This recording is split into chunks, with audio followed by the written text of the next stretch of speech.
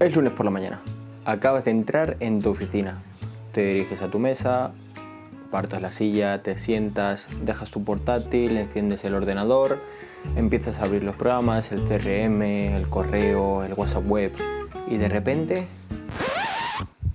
una pila de mensajes demencial. Bueno, si esto te suena o suena que forma parte del día a día tuyo, de tu equipo, de algún compañero o amigo, tranquilo, porque hay una solución y no hace falta que vuelvas a pasar ni un día más así. Me llamo Alan y me dedico a la automatización de procesos, tanto con IA como sin ella, para el sector de real estate. Hoy te voy a enseñar cómo utilizar esta tecnología para cualificar esa montaña de leads para que solo te lleguen los que de verdad valen la pena. Y así no perdáis tiempo, ni tú, ni tu equipo, ni propiamente ese cliente que de verdad no iba a encajar con ese inmueble. Te voy a explicar el sistema y te lo voy a mostrar paso por paso en 3 fases. Así que quédate hasta el final porque la última es la que más nos interesa. Primera etapa, la recepción y el procesamiento de la información. En la mayoría de casos, o en los casos más generales, es probable que el posible cliente contacte o a través de la introducción de información en nuestro CRM, en tu CRM concretamente, a través de un portal inmobiliario, Idealista o Fotocasa, o haya contactado directamente por WhatsApp, vía telefónica. Esto varía y cambia un poco, sobre todo porque la información a través de un portal es muchísimo más práctica porque tenemos un patrón de inmueble que más o menos se acomoda, tenemos su correo electrónico, tenemos su número de teléfono y su nombre, y eso nos facilita un poco las cosas. En cualquiera de los dos vamos a utilizar la vía de WhatsApp. ¿Por qué?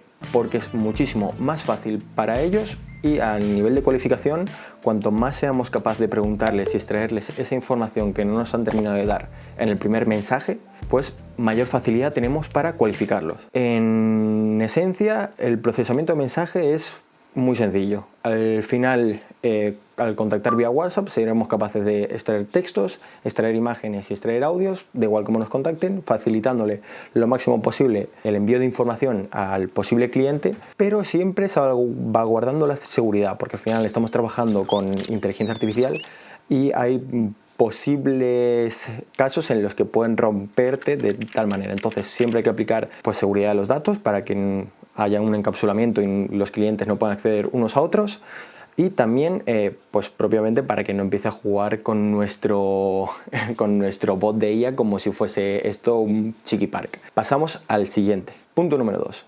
Clasificación y actuación en base a la respuesta. Vale, una vez el cliente decide contestarnos, ya tenemos la información más o menos con la que podemos actuar. Con esta información hay que clasificarla porque no podemos actuar siempre de la misma manera y no le puedes tener un bot genérico que intente abarcar todas las posibilidades, porque al final eso va a acabar en fallo, va a arruinarse. No, las IAs, cuanto más específicas, los bots, cuanto más específicos los hagas, menos posibilidad de fallo y más caso te harán. Entonces, en base a esto he programado 6 casuísticas, o por lo menos en este ejemplo. En sí son la cualificación, la consulta profunda de inmuebles, el gestionar citas en el caso de que la inmobiliaria sea capaz de gestionar citas de manera automática, una gestión humana, porque no podemos dejar toda la gestión a una inteligencia artificial, el protocolo en el caso que quede fuera de las posibilidades y una presentación en caso de que nos haya contactado de primeras por WhatsApp y no tengamos nada de información sobre él. Bien, ¿y cómo contestamos? Porque esto es importante. El cliente no lo podemos castigar, no le podemos mandar tochos de texto enormes que no se va a leer él y no te vas a leer tú, y tampoco puede sentirse que se está siendo interrogado o está siendo juzgado de ninguna manera. Entonces, el sistema que he probado es básicamente un sistema en el que dividimos la respuesta en máximo 3 mensajes y no pasamos de demasiados párrafos. Siempre hay una pregunta a la acción que intenta hacer avanzar un poquito más la conversación. Aparte, un punto importante a tener en cuenta a la hora de usar bots es que todas las conversaciones quedan centralizadas y tienes la información de lo que se ha hablado con cada cliente, cómo se ha hablado y por qué se ha hablado. Esos datos quedan reflejados y puede ser utilizado para mejorar la propia interacción con el ser humano de tu inteligencia artificial o como método legal. Así que otro puntito extra que le damos a la IA. Punto número 3. La cualificación. Por fin hemos llegado al punto más importante y por el cual he hecho este vídeo, y de verdad esto sirve para un proceso de negocio y no es usar un poco la IA como lo utilizaría un adolescente para probar un proyecto de filosofía. Que spoiler, sale fatal. Bueno, vamos a ello. Espera, un momento. Si esto te está interesando y te está gustando el vídeo, abajo en la descripción ni en el primer comentario fijado te dejo un enlace para que reserves una auditoría gratuita conmigo y así podamos ver si un proyecto como este es viable en tu negocio. Espero que lo estés pasando muy bien y ahora sí, continúa con el vídeo. Para eso, vamos a estructurar las instrucciones que le damos a nuestro bot de una cierta manera específica en la que no vale todo. El sistema debe conocer quién es exactamente y a qué se dedica y sobre todo cuál es el contexto que le rodea, para qué inmobiliaria trabaja, con qué elementos va a trabajar, en qué área específica se va a dedicar. No es lo mismo un bot que se dedique a vender inmuebles por toda España que uno que solo tenga inmuebles en Galicia y Asturias a lo mejor. Eso es muchísimo más específico y agiliza un poco el proceso. Luego también debemos saber cuáles son las herramientas que tiene a su alcance.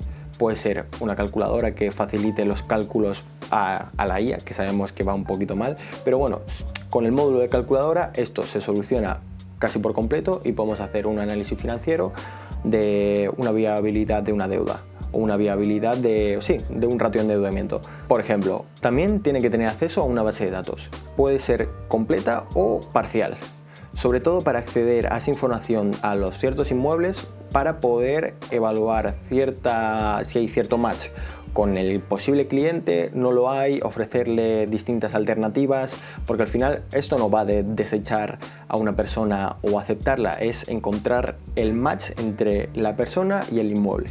Así que bueno, una base de datos siempre es interesante. Otro punto a tener en cuenta también es su estructura de pensamiento. Debe tener una estructura de pensamiento que le facilite o le agilice el evitar cometer errores, el tener una psicología de ventas para, como hablábamos, que no sea un bot que está interrogando a ese cliente, que actúe en base a la curiosidad, y luego también un sistema de conocimiento para saber cuál es el ratio de endeudamiento que es recomendable y cuál no. Todo este tipo de puntitos extra que van a ayudar a que nuestro bot actúe de una manera específica para nuestro campo y actúe como un experto en este campo y no actúe como un médico o un camarero o un bartender, sin más, intentando explicarle el mundo del real estate. Y por otro lado, también tiene que tener un patrón de actuación en base a todo lo que haya pensado, cómo tiene que pensar, cuál es el protocolo de actuación y cuál es el protocolo en el que no puede actuar. Esto es muy importante, es dejarle definidos cuáles son sus límites. Y bien, como hemos hablado de cualificación, aquí va el punto de la cualificación. Puedes utilizar distintos sistemas, distintas maneras para cualificar. Yo al final lo que utilizo es, si hay un match entre el inmueble que toca y hay una viabilidad económica, este lead se queda guardado como un lead caliente. Si hay una viabilidad económica, pero no hay un match con un inmueble o no hay una urgencia explícita del posible cliente, este lead se guarda como templado para poder contactarle más adelante cuando tenga mayor urgencia para encontrar el inmueble que requiere y tener todavía más en el pipeline, más clientes en la rueda. Y un cliente en el que directamente no hay match o no hay viabilidad económica se guarda como lead frío, y a estos leads en principio o los descartamos cada cierto tiempo o les mandamos alguna forma de reconectar con algún inmueble o bueno, según se trate en distintas empresas.